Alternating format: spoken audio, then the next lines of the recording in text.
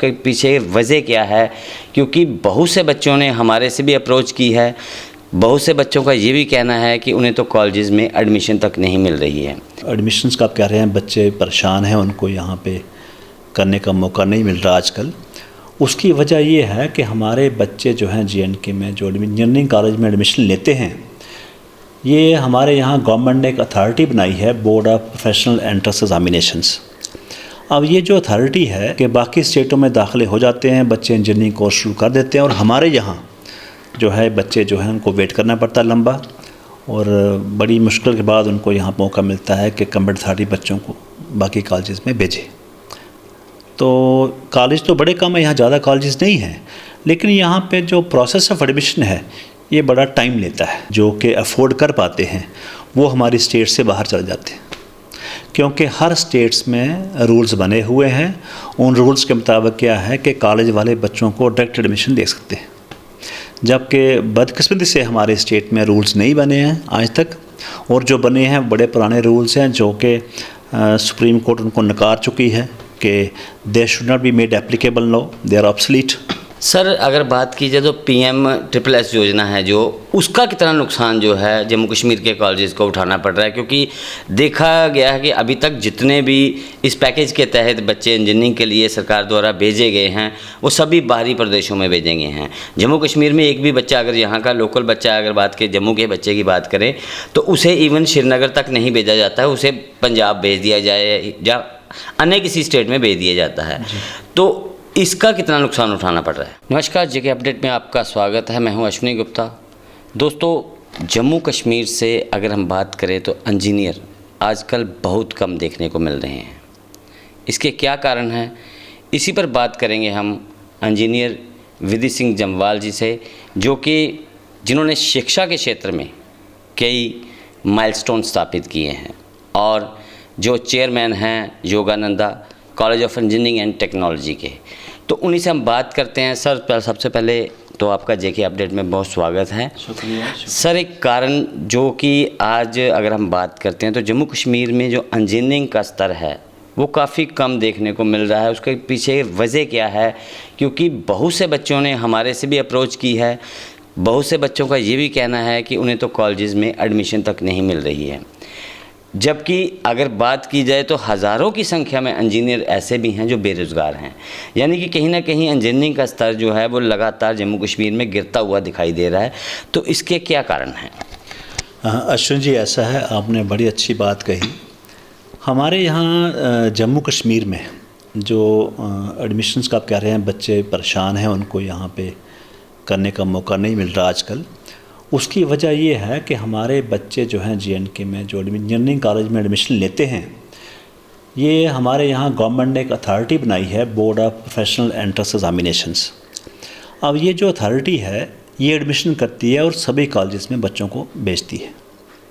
जिस कॉलेज की जितनी इनटेक कैपेसिटी सैंक्शनड होगी तो ये बच्चे जो है गवर्नमेंट अथॉरिटी यहाँ पे जो है board of professional entrance examination, जिसे BOPE कहते हैं, BOPE बच्चे हर कॉलेज में उनकी कैपेसिटी के हिसाब से भेजती है।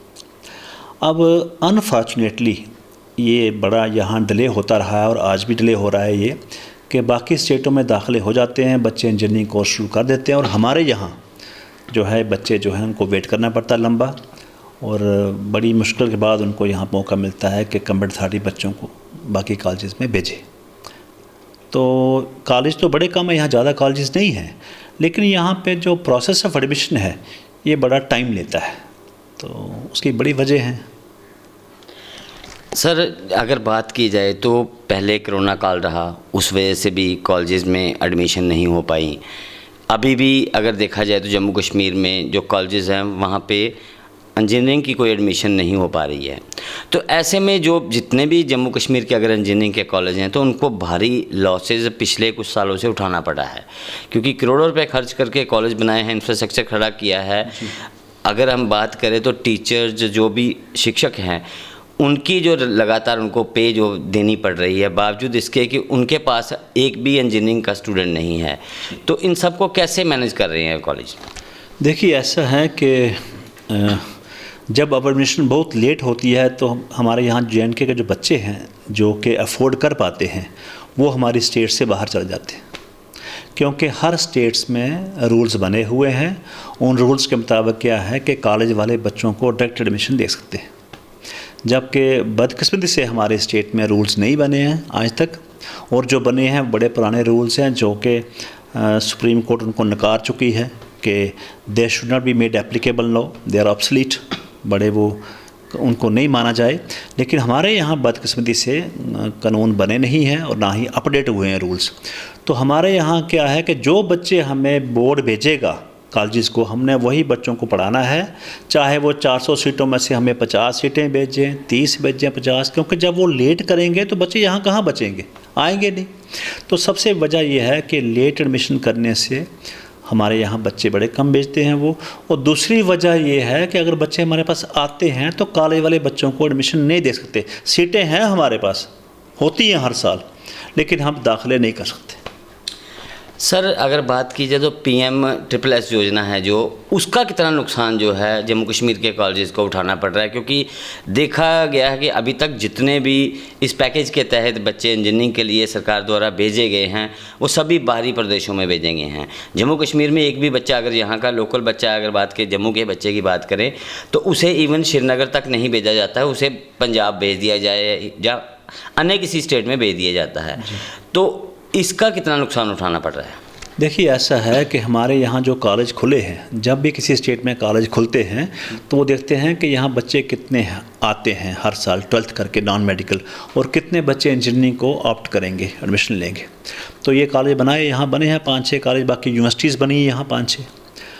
अब ये ऐसा हुआ कि गवर्नमेंट ने यहाँ पे 2011-12 में प्राइम मिनिस्टर स्कीम, जो आप कह रहे हैं PM-SSS स्कीम, शुरू कर दी।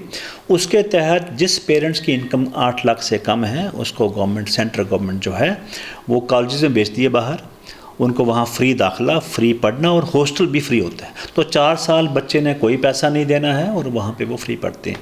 चलो, अच्छी बात है कि जो लोग अफोर्ड नहीं कर पाते उनको ये चांस मिलता है पढ़ने का, इसकी हमें कोई शिकायत नहीं है।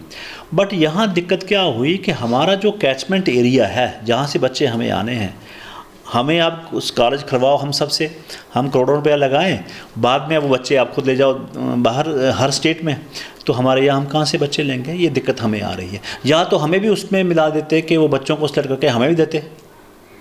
अगर ये बाहर बेच रहे हैं 3000 बच्चा, तो हम लोकल लोग कितने हैं? 2000 हैं, 2000 और बच्चे दाखिल करके हमें दे देते, तो हमें कम से कम ये दिक्कत तो नहीं होती ना कि हमारी सीटें खाली रहती।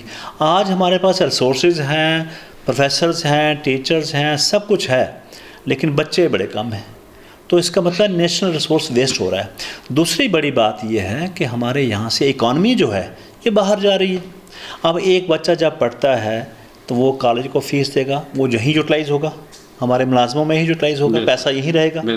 हॉस्टल रहेगा तो हॉस्टल में जो खर्चा, खाना पीना, सामान आएगा यहीं लोकल मार्केट से आएगा, तो जो पैसा का सर्कुलेशन है वो हमारे स्टेट में ही रहेगा।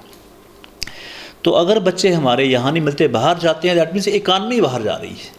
तो ये एक बहुत बड़ी प्रॉब्लम है। एक तो कॉलेज सफ़र कर रहे हैं जो कि चलने के काबिल नहीं है अभी, फाइनेंशली वायबिलिटी ख़त्म हो गई ऑलमोस्ट कॉलेजेस की, और दूसरा यहाँ की इकानमी बाहर जा रही है, इस पर कोई ध्यान नहीं दिया जा रहा। ये बड़ा अजीब सिस्टम है।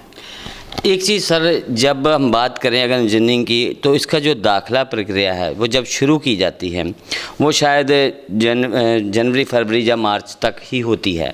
लेकिन अगर +2 के बच्चों का अगर हम देखें तो रिज़ल्ट है वो कई बार बहुत लेट आता है, कई बार मई में भी आता है, जून में भी। इवन के अगर हम बात करते हैं जो प्राइवेट +2 करते हैं उनका रिज़ल्ट तो अगस्त सितंबर में भी निकलता है।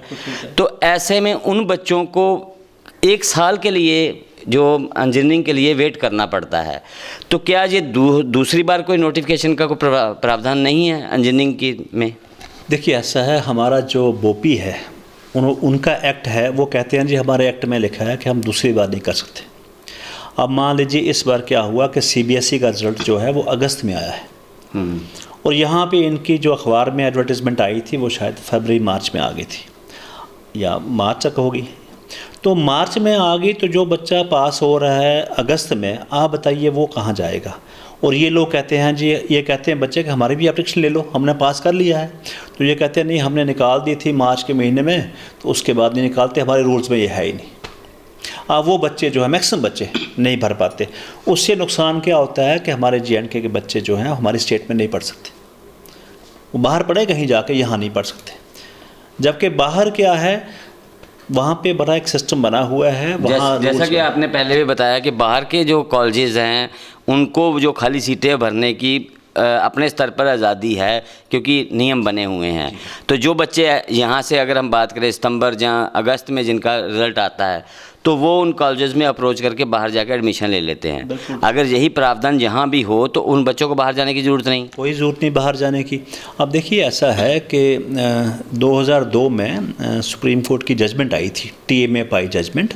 उसमें विस्तार से बताया कि इंजीनियरिंग कॉलेज कैसे चलेंगे, क्योंकि उससे पहले क्या होता था कि हर जगह डोनेशन, आपने सुना होगा इंजीनियरिंग कॉलेज में डोनेशन से सीटें मिलती थी।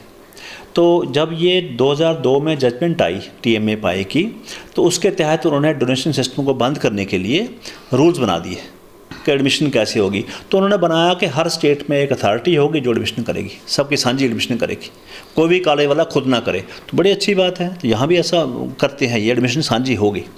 दूसरा उन्होंने कहा कि जब वो अथॉरिटी एडमिशन कर ले तो जो सीटें बच जाती हैं उस वक्त वो नहीं भर पाते, वो कॉलेज वाले खुद भर लें, लेकिन उसकी जो एलिजिबिलिटी है वो वही होगी जो सेंट्रल गवर्नमेंट ने तय की हुई है। बड़ी अच्छी बात है। हमारे यहाँ बदकिस्मती से सेंट्रल अथॉरिटी तो बन गई करने वाली, लेकिन खाली सीटें कैसे भरेंगी वो उन्होंने कहा नहीं जी, भर ही नहीं सकते। जी, जजमेंट कितनी देर पहले की है? 2002 की है, और 2003, 4 और 5 में 2 जजमेंट और आई। 2002 की जजमेंट में 11 जजेस की जजमेंट है। ये हिंदुस्तान की हिस्ट्री में आज़ादी के बाद दूसरी बार बैठे थे जज 11 इकट्ठे किसी केस पे। तो ये उसके बाद हर स्टेट ने 2003 में बना लिए अपने रूल्स। हमारे यहाँ बदकिस्मती से पुराने रूल बने हुए हैं, वो चलते रहे, उसी पे ये इन्होंने मॉडिफाई किया ही नहीं उसको। तो कहीं ना कहीं अगर बात की जाए तो उच्च शिक्षा विभाग की ये सबसे बड़ी नाकामी और लापरवाही जो इसको हम कह सकते हैं, जहाँ तो फिर इसमें कोई नेक्सस भी सामने हो सकता है, क्योंकि जो हिडन नेक्सस हो, क्योंकि जो अगर हम 19 साल 17 साल से वेट कर रहे हैं उन नियम के लिए जो शिक्षा विभाग द्वारा नहीं बनाए जा रहे हैं, तो उसके पीछे तो निश्चित रूप से कुछ ना कुछ तो गड़बड़ है। देखिए, मैं यही कहूँगा कि समझ नहीं आती कि हर स्टेट में टाइम टू टाइम रूल्स बदलते हैं, अपडेट होते हैं। तो हमारे यहाँ बदकिस्मती से यहाँ ये बने नहीं। अब रीज़न्स क्या है मुझे तो पता नहीं, लेकिन मैं ये ज़रूर कहूँगा कि इससे हमारे बच्चों को बड़ा नुकसान हुआ है, पेरेंट्स को नुकसान हुआ है कि बच्चे बाहर भेजने पड़ते हैं, और कॉलेजेस को नुकसान हुआ है, बंद होने के कार पे आ गए सारे कॉलेज। सर, जम्मू कश्मीर में अगर हम कहें तो धारा 370 की वजह से बहुत से नियम जो केंद्र सरकार के जम्मू कश्मीर में सीधे अमल में नहीं लाए जाते थे। इवन कि सुप्रीम कोर्ट के भी कुछ फैसले जो है यहाँ पर अमल में लाने में काफ़ी आनाकानी की जाती थी। अब जब धारा 370 हट चुकी है, जम्मू कश्मीर यूटी बन चुका है, सीधा केंद्र शासित प्रदेश है ये, तो ऐसे में अब इन नियमों का ना बन पाना, ये कितना बड़ा जो इसमें लापरवाही आप देखते हैं? देखिए, इसके लिए सभी कॉलेजेस ने गवर्नमेंट को कई बार लिखा, कई बार बताया उनको कि रूल्स ये जल्दी बनने चाहिए ताकि हमारे बच्चे बाहर ना जाए, इकॉनमी हमारे यहाँ से बाहर ना जाए। लेकिन समझ नहीं आता कि इस पर गवर्नमेंट का ध्यान क्यों नहीं है, इतनी लापरवाही क्यों है कि ये रूल्स को अपडेट क्यों नहीं करते। क्या ये जानबूझ के हो रहा है कि हमारे, ये तो सीधे निश्चित रूप से इसमें तो नज़र आ रहा है कि 19 साल से अगर नियम नहीं बन रहे हैं तो निश्चित रूप से इस सब पूरे पर कोई ना कोई नेक्सस काम कर रहा है, क्योंकि 19 साल में कई अधिकारी आए, कई अधिकारी जो सचिवालय से चले गए, लेकिन उच्च शिक्षा विभाग ने 19 साल में इस फाइल को टटोल कर तक के नहीं देखा है। तो निश्चित रूप से इसमें कुछ ना कुछ तो कारण है, और मैं समझता हूँ इसकी तो जांच भी होनी चाहिए। मैं कहता हूँ जी, अगर जांच हो तो सारी बातें बाहर आ जाएंगी कि इतने बड़े अधिकारी जो कि डिपार्टमेंट के हेड्स होते हैं, उनके सामने फ़ाइल आती है, उनके सामने कॉलेज वाले अपनी रिप्रेजेंटेशन देते हैं, टाइम टू टाइम भेजते हैं, उनको कहते रहे, लेकिन समझ नहीं आती कि वो इस चीज़ को देखते क्यों नहीं हैं। आपने सही कहा, कुछ वजह हो सकती हैं जो हमारे नॉलेज में नहीं है, लेकिन कुछ ना कुछ तो है बीच में, जिस वजह से ये अब तक बाकी स्टेट्स ने सब कर लिया है। अब देखिए, पंजाब स्टेट हमारी, यहाँ के बच्चे पंजाब जाके किसी भी कॉलेज में एडमिशन लेते हैं, वहाँ रूल्स बने हुए हैं, किसी को बात करने की ज़रूरत ही नहीं है। फ़ीस फिक्स करनी है, कमेटियाँ बनी हैं, हमारे यहाँ कमेटी बनी होगी तो अपडेट नहीं होगी। अगर कमेटी का टेंडर ख़त्म हो जाए, दूसरी कमेटी 2 साल के 3 साल के बाद बनेगी, तो यहाँ कोई अपडेशन नहीं है। सर एक सवाल और कि कॉलेजों में अगर देखें तो इंजीनियरिंग का स्तर, उसका स्टैंडर्ड जो है वो जांचने के लिए भी क्या कोई कमेटी है? क्योंकि अगर हम बात करें तो हज़ारों की संख्या में लोग इंजीनियरिंग कर रहे हैं, इंजीनियरिंग करने के बाद उन्हें नौकरी नहीं मिल रही है, उसके पीछे वजह क्या है, कारण क्या है? देखिए, पहली बात मैं ये कहूँगा कि कॉलेजेस में बाहर भी देखता हूँ, हमारे बाहर भी कॉलेज है, पंजाब में हमारा कॉलेज है एक इंजीनियरिंग कॉलेज। तो मैंने ये देखा कि हमारे यहाँ जो यूनिवर्सिटी है, जम्मू यूनिवर्सिटी, उनके नाम्स बड़े अच्छे हैं और वो हर साल कॉलेज को इंस्पेक्ट करते हैं और उनको ठीक रखते हैं ताकि कहीं कमी ना रहे। तो ये बड़ी अच्छी बात है।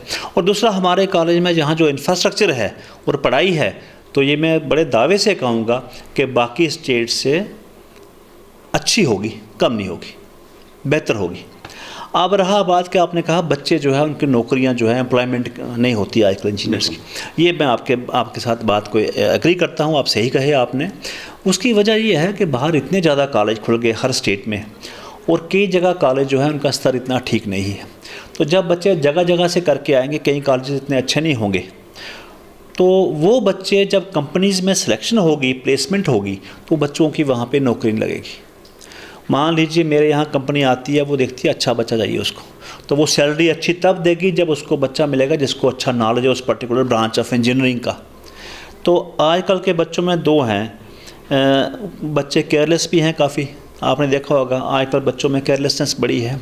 लेकिन जो बच्चे सिंसियर पढ़ने वाले हैं उनके लिए नौकरियों में कमी नहीं है। मैं आपके एक नोटिस में लाऊंगा कि नॉलेज कमीशन ने पीछे सर्वे किया था और ये पाया गया कि 80% of the graduates who pass engineering, they are not fit for employment। देखिए, पास करना अलग होता है, लेकिन नॉलेज ग्रहण करना, किसी अच्छी कंपनी में एक नौकरी मिल जाए, वो अलग चीज़ है। तो जो बच्चे अच्छे पढ़ते हैं, अच्छे ज्ञान लेते हैं उस सब्जेक्ट का, उनको अच्छी कंपनीज ले जाती हैं, दूर पहुंचते हैं। हमारे बच्चे बड़े अच्छी जगह गए हुए हैं, लेकिन कोई बच्चे जो है नॉर्मल खाली for the sake of passing कि मैं पास कर लिया, मैं इंजीनियर बन गया जी, तो उससे काम नहीं चलता। मतलब इसमें कॉलेज का भी बहुत बड़ा योगदान है कि कॉलेज में अगर हम कहें तो शिक्षा का स्तर है वो किस प्रकार का है, क्योंकि अगर शिक्षा का स्तर बेहतर होगा तभी बेहतर इंजीनियर कॉलेज जो है बना पाएगा। और अगर बेहतर इंजीनियर बनेंगे तो आपने जैसे कहा कि कंपनीज जो छांट कर उन्होंने बच्चे लेने हैं, जो बेहतर होगा उसी को लेते हैं। तो सबसे बड़ी जो अगर हम बात करें जम्मू कश्मीर में आज अगर इंजीनियरिंग के लिए जो बच्चे दर बदर हो रहे हैं, तो इसमें सबसे बड़ी खामी जो हमने आपसे बातचीत करके जो हमें अभी तक जानकारी मिली, उसमें उच्च शिक्षा विभाग की सबसे बड़ी खामी है कि वो जो अभी तक इसके लिए नॉर्म्स नहीं बना पाया है, जबकि बाकी स्टेटों ने इसके लिए पूरे नॉर्म्स बना दिए हैं। अगर उन्होंने जे उच्च शिक्षा विभाग ने जो नॉर्म्स बनाए होते तो आज जम्मू कश्मीर का कॉलेज भी इंजीनियरिंग की सीटों से भरे हुए होते। बिल्कुल सही कहा आपने कि यहाँ पे अगर कॉलेजेस में वो नॉर्म्स बने होते तो हर चीज़ प्लेस में होती, कॉलेज और अच्छा। देखिए, जिस कॉलेज में अच्छा इनपुट आए फाइनेंशियल, वो कॉलेज और ग्रो करता है और फैसिलिटीज़ बनाता है, बड़े बड़े प्रोफेसर बाहर से लाता है, तो उसमें काफ़ी बदलाव आते हैं।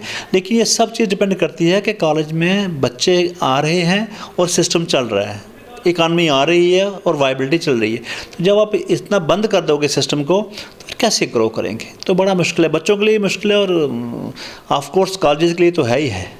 बहुत बहुत शुक्रिया सर हमसे बात करने के लिए।